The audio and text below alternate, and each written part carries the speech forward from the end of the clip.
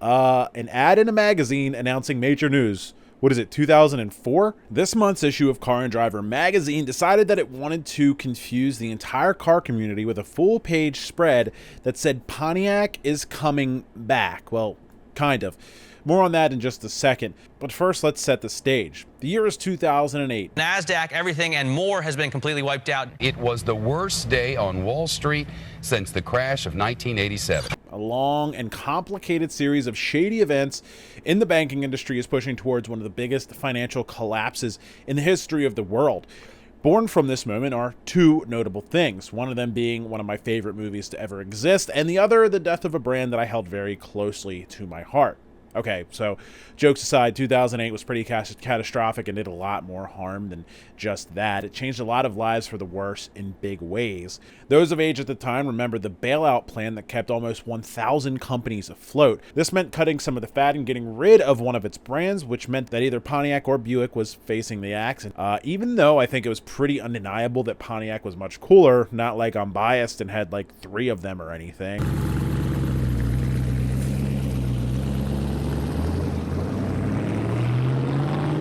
Buick was much more well received internationally, so I remember in high school sitting there and going, why on earth would they cut my favorite brand and leave, no offense to Buick lovers, but grandpa's car behind, which doesn't really seem to have that much popularity here in the States. And the answer was that it was popular worldwide instead of just here in America. But lo and behold, by 2010, Pontiac was a thought from the past, nothing more than a memory, and the why didn't really matter. Every once in a while, since then, my brain has, pinged a little bit and gone, hey, could there ever be a day and age where Pontiac is born again? Sure, it'd be hard to capture that pure excitement, and I mean, it's just a nostalgic feeling, but pure excitement back in the early 2000s from everything that was Pontiac back then. This is the new Trans Am, and it's very hungry.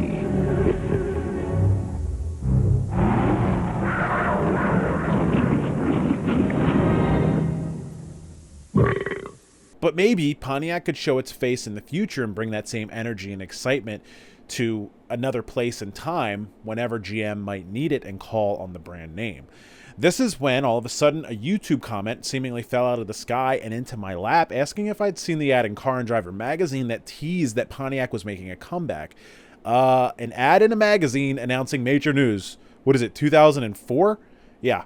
I definitely thought that this commenter was pulling my chain or had fallen for some sort of internet hoax, but lo and behold, they're right. A Google search turned out that this ad was real and is real. Even though the ad's real, I do still have my reservations, and you'll see why in a second. In big letters, make some noise, with a giant fire chicken screaming its fiery breath. Now, if this doesn't feel like Pontiac, I don't know what does. And at the bottom, we see the borderline angelic text that seems to be delivered from above. And it says that Pontiac is back. The ad reads, Pontiac fans, it's been a weird 15 years since we left, hasn't it?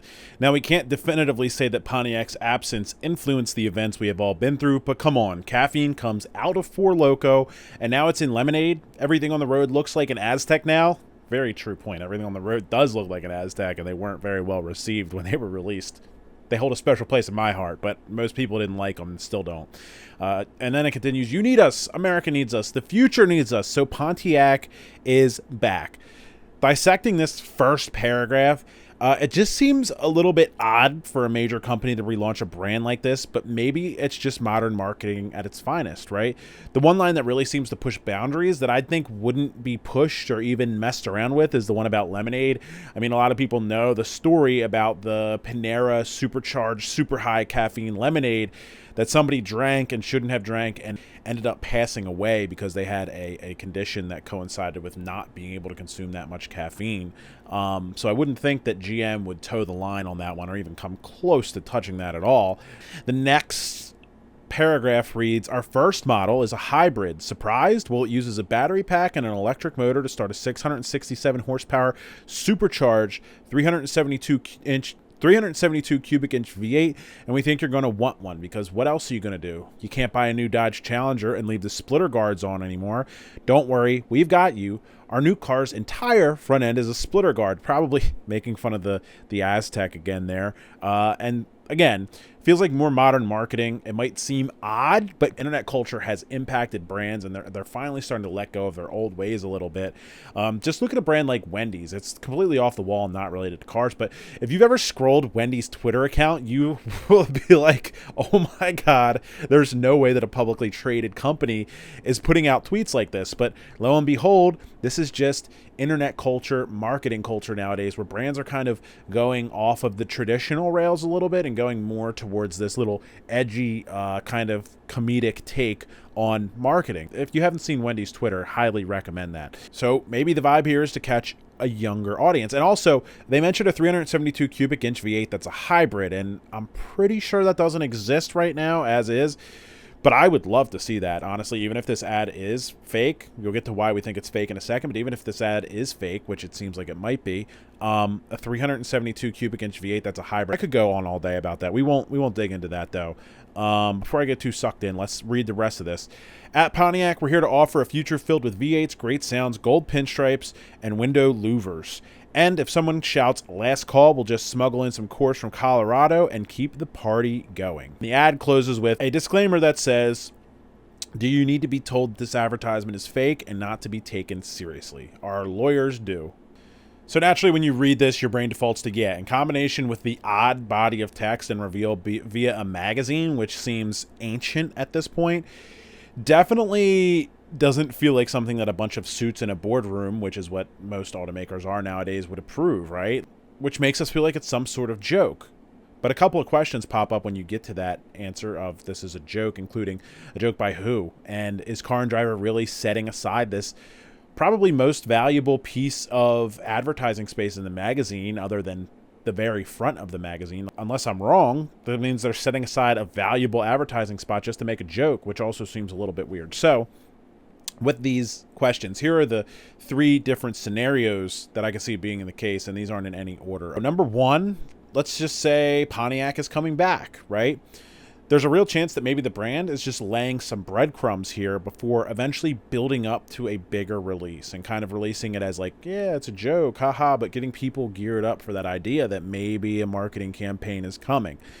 I think there's definitely an argument that if they were relaunching the Pontiac brand, perhaps they would want to slip out of that corporate feeling vibe, which, if I'm being honest, GM has been doing a lot too much of recently, the corporate thing. It feels like a lot of their cars are made by a focus group. I mean, how many crossovers, GM, how many crossovers can you possibly make? How many? But maybe at some point somebody woke up and went, oh, hey, we could do something different and create a spark and use that Pontiac name to create something exciting, kind of like Dodge did with its Demon campaign, right? Create something exciting for the community to talk about. And then with these exciting rides comes people being excited about the brand, and then we'll sell more trucks, we'll sell more cars, we'll sell more boring freaking crossovers. Another option is that GM isn't really sure if they want to bring Pontiac back or not, and they're doing a little bit of like a soft rollout introduction as a joke. I feel like a couple companies did this with their April Fool's jokes. They kind of put out an April Fool's, and it was just like, let's see if this actually gains any traction, and then if it does, maybe we'll actually do it. And then third, I think maybe Car and Driver just didn't have a ad for this space and wanted to drum up a little bit of controversy and maybe some interest for their magazine and kind of create a little bit of physical media clickbait. Does that make sense? I mean, maybe something happened with a brand that was supposed to get in there and backed out last minute, and then maybe they just kind of had this laying around from April Fool's and it didn't end up getting published, so they were like, yeah, this is a pretty cool thing to put in here. I mean, this magazine did originate back at like the end of April was when it first came out, so like an April Fool's joke is obvious on April, but if you do it on April 1st, but if you do it at the end of April, you know, maybe it'll hit a little bit harder.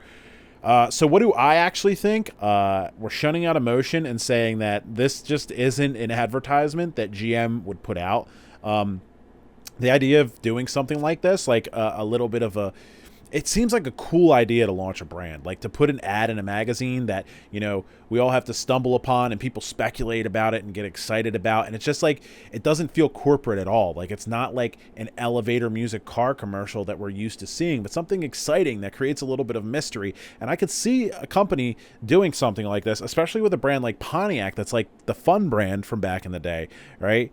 But even at that, I don't see GM making the references that they made for two reasons. Number one, the lemonade thing that we talked about, it just seems like a morbid situation for them to even go anywhere near. Like, if they had people researching this and talked to their lawyers, and their PR people, everybody would say don't go near that. Number two, generally when you're talking about like if you're rolling out a brand here for real, I don't think that they would name two other major brands in the rollout. Like they talked about Four Loko and Coors, which doesn't really, now that I think about it, seem like something that would happen. Even if it was like a cool, like niche rollout that wasn't like this big corporate thing, I still don't think that they would do that. In my opinion, I think that this is nothing more than a joke. Could Pontiac eventually come back one day? I don't think that anything's out of the realm of possibility. I think that there's probably a very real possibility that Pontiac one day does actually come back.